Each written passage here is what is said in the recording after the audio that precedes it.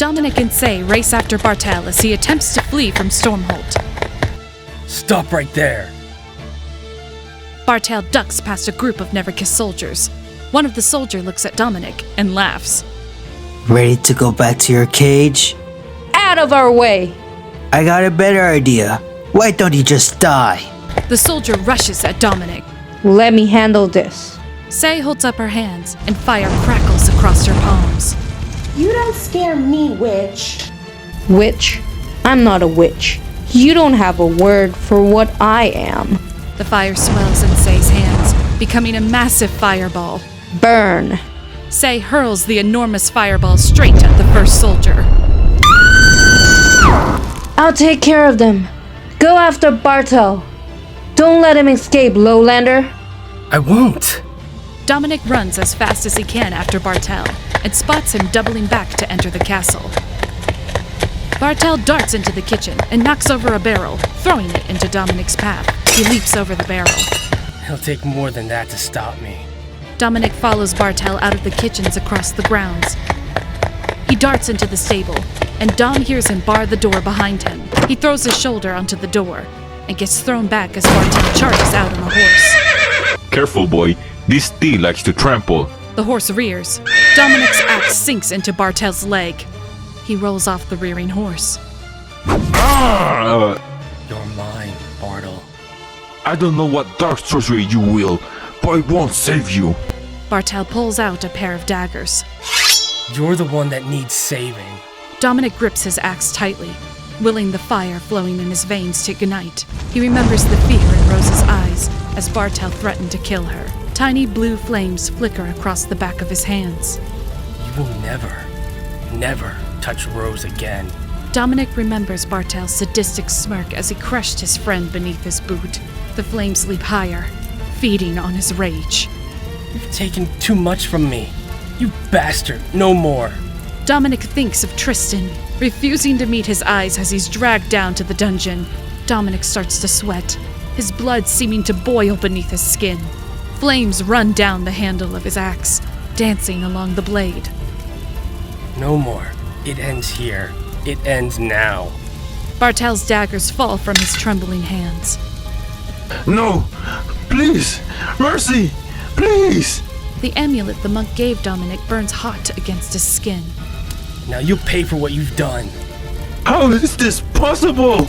Dominic swings the flaming axe, burying it deep into Bartel's heart, and releases his anger. The flames surge outward from the wound, wrapping Bartel in a cloak of blue fire. The fire flares, and Bartel's screams stop. Bartel falls to the ground, dead. His smoking remains quickly turn to ash and scatter in the wind. Dominic collapses against the castle wall, all his strength burned away. It's finally done. That monster will never hurt anyone again. I won't let Marco get away with this. Still reeling from Gabriel's death, Kenna sprints off to search for Marco, leaving Whitlock behind to unbar the doors and let her army inside. She finds Marco in the throne room, with nowhere left to run. I'm not afraid of you. Marco, that'll be the last mistake you ever make. Bold words. Marco raises his sword and lunges at Kenna. She blocks Marco's attack. You're faster than I expected. I'm full of surprise. Kenna hefts her axe onto her shoulder and charges forward for an attack. A technocrat toy? Don't insult me, woman. Kenna shifts into a mighty swing, bringing the axe down in one momentous blow. Marco lifts his sword to block the strike, but the crushing weight of the axe bears down on him. Deeper and deeper until the sharpened gear cuts into his shoulder. Ah! He pushes away, wounded. Don't underestimate me, boy. Marco scoffs, and a smug expression spreads across his face. We've danced this waltz before, and we know it ends in your defeat. But by all means, let us try again. He bows into an inviting stance, lowering the tip of his blade to the floor, tapping it rhythmically. I'll even keep the count for you. Kenna lunges forward with her weapon, but Marco is ready for her. His blade shoots up with blinding speed and practiced efficiency. Ha! He parries Kenna's attacks with ease and cuts her with a swipe of his own. Marco steps back, his eyes still locked on Kenna's. Nearby, a glass goblet sits on top of a small table. With a devious grin, he flings the glass at her direction. Thirsty? Kenna ducks low, deftly evading the glass as it sails overhead and smashes into a distant wall behind her. Not thirsty. Marco closes the distance between Kenna with a fencer's stride. In an instant, he is upon her with a slashing blow. Yeah! Kenna blocks just in time. Metal rings against metal as their weapons clash. She pushes against each other, their weapons locked and grinding. She rolls onto her back, pulling him with her as she plants her boots in his stomach. Pushing hard with both feet, she flips him over her. Marco lands hard, tumbling across the smooth marble floor. Kenna finds her footing, squaring off with Marco. This ends now! Marco sprints towards Kenna, with a deadly slash aimed at her heart. She gathers her strength and parries his blade just in time. Yes, this ends now. With their weapons crossed, Marco pushes close and grabs Kenna's throat. I must admit, you're not bad for a princess. Kenna swings her knee up into his groin with all the force she can muster. They both fall to the floor as Marco releases his grip and crumples in pain. I'm not a princess anymore. I'm the Queen of Stormholt. You will pay for that with your life. Marco takes up his sword with a white-knuckled grip. Where there once was cold cruelty in his eyes, there is now only murderous rage. Die! He rushes at Kenna, swords raised skyward.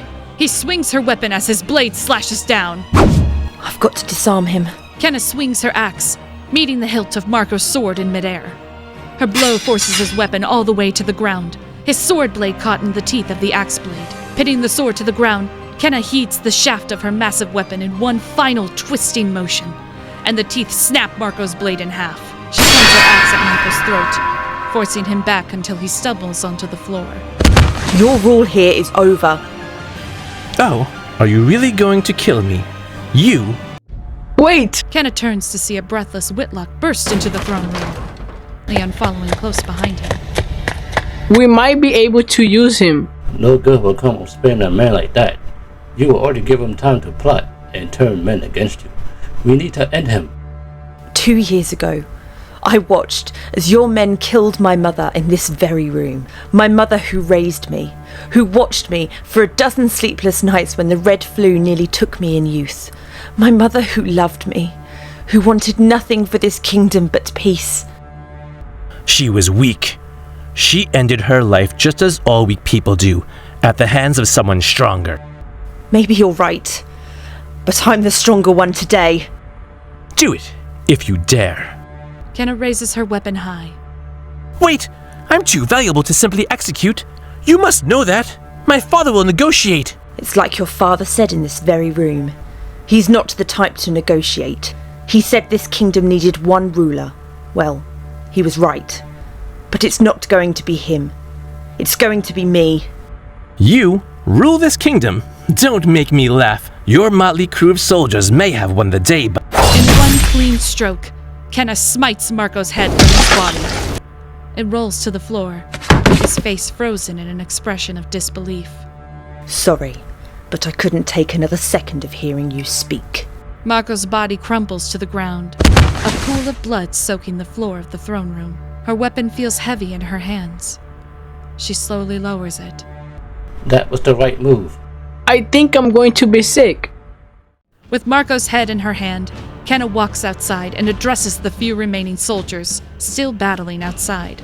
See what happens to tyrants. Marco is defeated. This battle is over. Seeing her, the remaining Neverkiss soldiers begin to surrender. The day is lost. I surrender. As the Neverkiss soldiers surrender, a cheer goes up from the battlefield. Well, look at that! We actually pulled it off! Today is ours. Marco's rule has ended! 3 cheers for Queen Kenna! Huzzah! Huzzah! Huzzah! The Queen of Stormholt.